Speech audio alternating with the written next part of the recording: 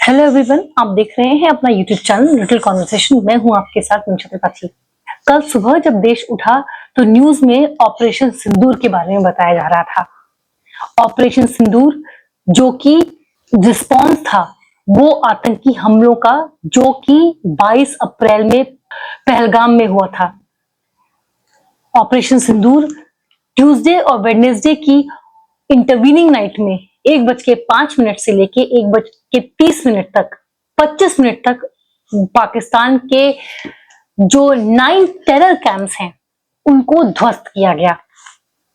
उसमें बहावलपुर, जहां पे जैश ए मोहम्मद का हेडक्वार्टर है, मसूद अजहर, और मुरीद के जो कि लश्कर ए तैयबा, जो कि मास्टरमाइंड था इस पहलगाम अटैक का, उसका हेडक्वार्टर है। जैश ए मोहम्मद पार्लियामेंट और पुलवामा अटैक का मास्टरमाइंड था। उनको लेके ये पंजाब के हार्टलैंड में जो टेरर कैंप्स हैं, टेरर हेडक्वार्टर्स हैं, उनको मारा गया। This was first. हम लोग आज तक जो एयर स्ट्राइक्स या सर्जिकल स्ट्राइक्स हुई हैं वो पाकिस्तान ऑक्यूपाइड जम्मू एंड कश्मीर में हुई हैं। इस बार पाकिस्तान ऑक्यूपाइड कश्मीर में तो अटैक हुआ ही हुआ, लॉन्च स्ट्राइक्स हुई ही हुई, लेकिन इस बार पाकिस्तान के दिल में, जो पाकिस्तान का पंजाब है, उसमें भी जो टेरर कैंप्स थे उनको भी मारा गया। This was the message that Modi gave. Modi ने बहुत पहले कहा था कि you won't be spared till the end of the earth. तुम कहीं भी जाओ, कहीं भी छुप लो, नहीं बचोगे। पाकिस्तान के बीचों बीच, उसके दिल में, पंजाब में बैठा हुआ था। एंड जहां थे वो आर्मी के हेडक्वार्टर्स के पास था। ये टेरर कैंप्स पाकिस्तान आर्मी के हेडक्वार्टर्स के पास है। वहां पे ये अटैक्स हुए, टेरर कैंप पे। तो पहला सिग्निफिकेंस तो इसका यही है कि पाकिस्तान के दिल में मारा। पाकिस्तान की जो इंटेलिजेंस है या जो मशीनरी है वो हमारे स्ट्राइक्स को इंटरसेप्ट नहीं कर पाई। और ये टेरर कैंप्स पाकिस्तानी हेडक्वार्टर्स के पास थे, लेकिन कोई कुछ नहीं कर पाया। ऑल वर कॉट नैपिंग, जबकि मालूम था कि इंडिया रिस्पॉन्स तो देगा ही। दूसरा, इसका नाम था ऑपरेशन सिंदूर। सिंदूर एक लाल कलर का पाउडर होता है जो हिंदू विमेन लगाती हैं आफ्टर गेटिंग मैरिड। इस पहलगाम अटैक में औरतों के सामने उनके पति का मजहब पूछा गया, उनका रिलीजन पूछा गया, उनका धर्म पूछा गया। जब उन्होंने बोला हिंदू, तो उनको मार दिया गया। औरतों और बच्चों को इसलिए नहीं छोड़ा गया कि उनको वो रहमदिल थे, उनको इसलिए छोड़ा गया ताकि वो अपने पिता, अपने पति को मरने का इमोशनल स्कार लेके जिंदगी भर जिए। वो जिंदगी भर इस साइकोलॉजिकल ट्रॉमा में जिए कि उनके सामने उनके पिता को, उनके पति को, उनके फैमिली वाले को, उनके अजीज को मार दिया गया।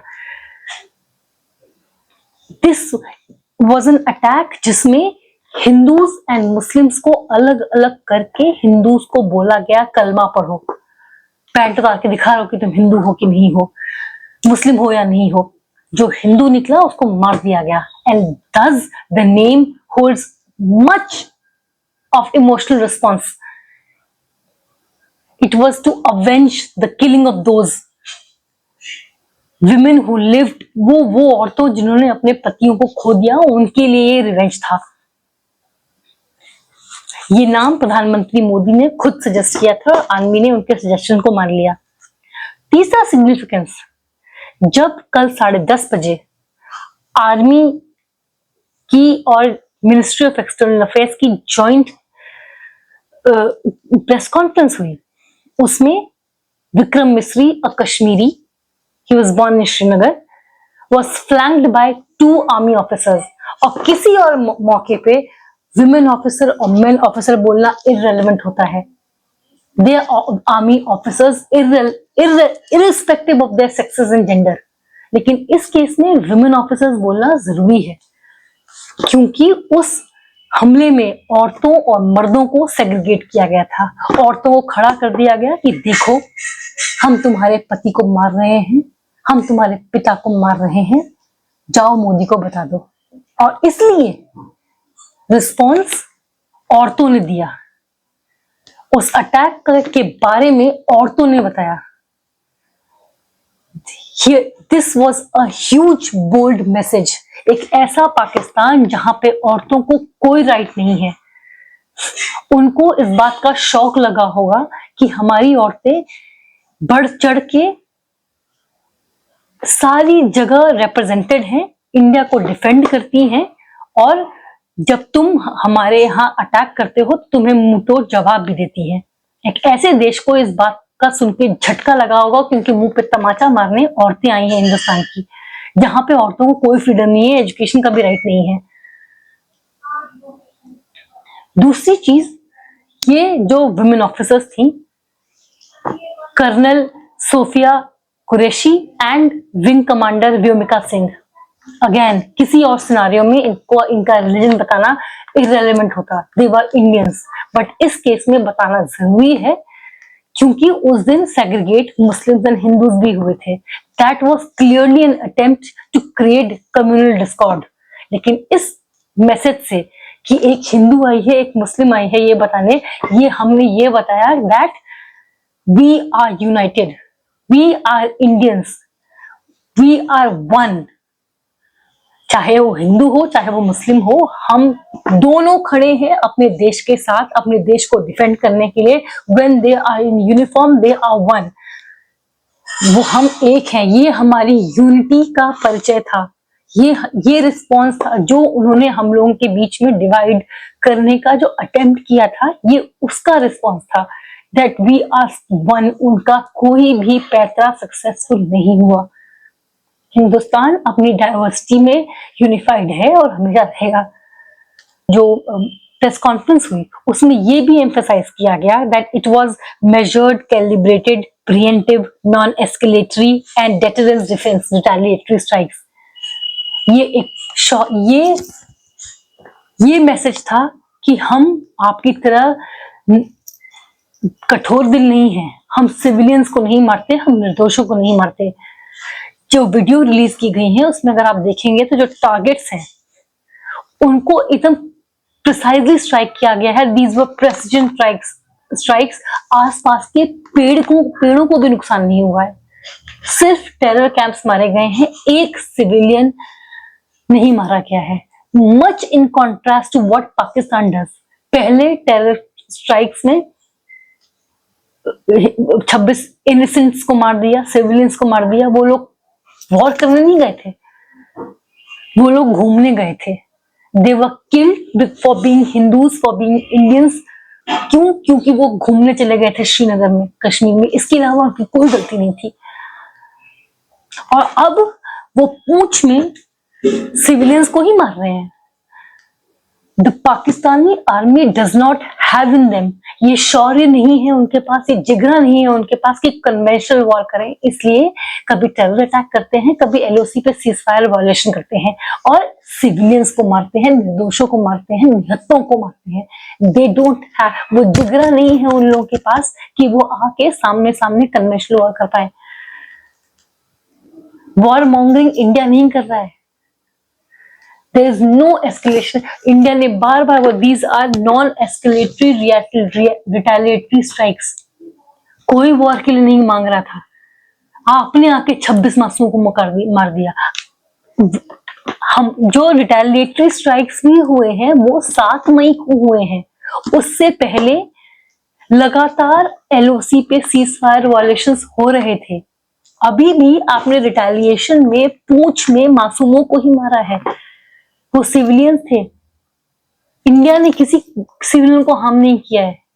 सारे जो 14 मरे हैं मसूद अजहर की फैमिली के हैं, जो कि टेररिज्म की फैमिली बिजनेस में थे। They were all terrorist. कोई मासूम नहीं मरा है। आपके मिलिट्री के लोग भी नहीं मरे हैं, मिलिट्री के लोगों को मारा है बीएलए ने, और उनका आप कुछ नहीं उखाड़ पा रहे हैं।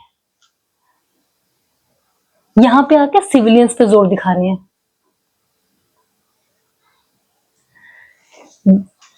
और एक और काम कर रहे हैं ये लोग, फेक न्यूज चला रहे हैं। ये लोग सिर्फ सोशल मीडिया के ही हीरो हैं। जो भी ये 5 डेथ्स डाउन्ड एंड 5 ये इसमें कोई तथ्य नहीं है, सब झूठ है।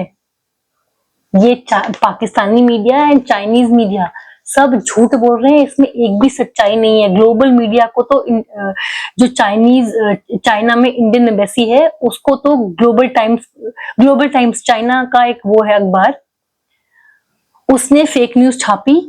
जो इंडियन एम्बेसी है चाइना में उसने ग्लोबल टाइम्स को कॉल आउट किया that don't publish fake news, don't spread miss information. कोई जेट्स डाउन नहीं हुए हैं, this is all fake news. Pakistan वाले सिर्फ सोशल मीडिया पे जीत सकते हैं।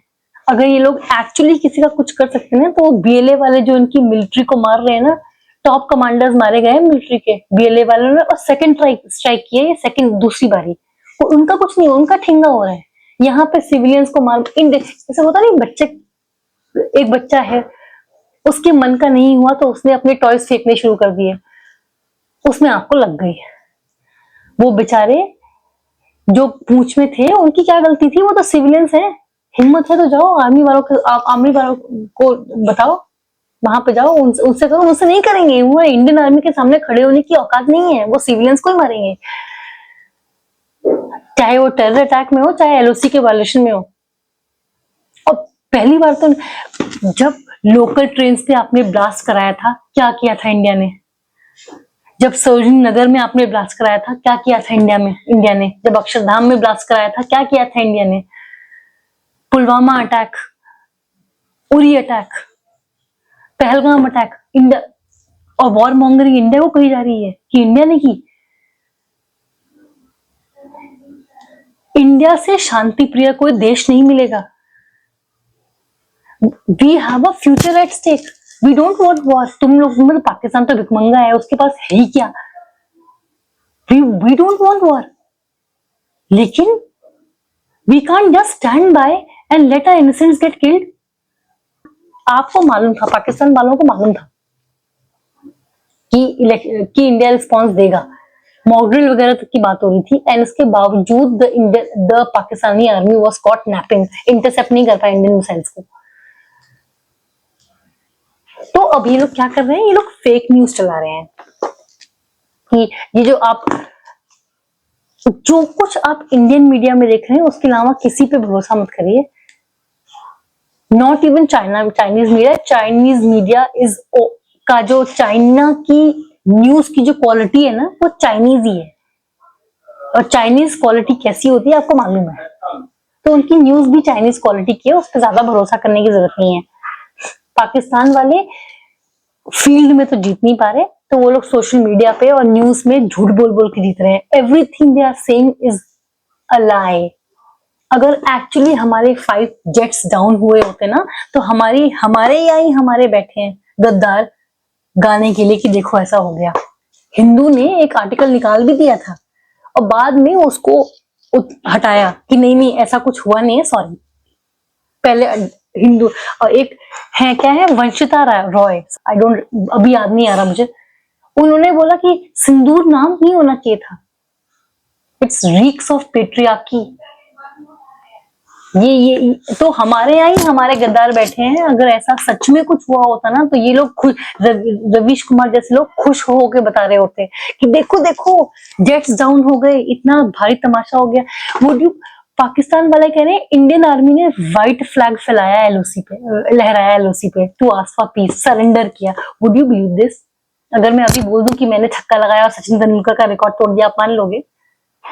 Who would believe कि इंडियन आर्मी ने पाकिस्तानी आर्मी के आगे व्हाइट फ्लैग लहराया? ये सब सोशल मीडिया पे चल रहा है। ये लोग फेक न्यूज फैला रहे हैं। बहुत लोग तो पाकिस्तान के हैं, they are posing as Indians and propaganda चला रहे हैं, सो बिवेयर ऑफ देम।